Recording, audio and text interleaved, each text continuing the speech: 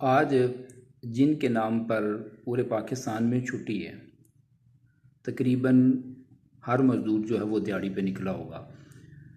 और शिकागो ने और इस तरह पूरी दुनिया के अंदर बड़े सारे लोगों ने मज़दूर के नाम के ऊपर बड़े सारे कानून बनाए हैं।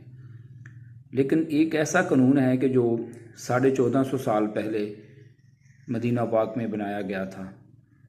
मज़दूर को उसके पसीना खुश्क होने से पहले उसकी मज़दूरी अदा कर दी जाए। तो हमारी बड़ी भी फेवर उसके हक़ में होती है। आज हम भी उस फेवर में शामिल हो जाएंगे अगर हम जो हमारे यहाँ मज़दूर काम करते हैं उनको उनके पसीना खुश्क होने से पहले उनकी मज़दूरी अदा कर देते हैं, तो इंशाअल्लाह वो जो कानून 1450 साल पहले बनाया गया था उस कानून में हम भी शामिल हो जाएंगे। अल्लाह करीम मुझे और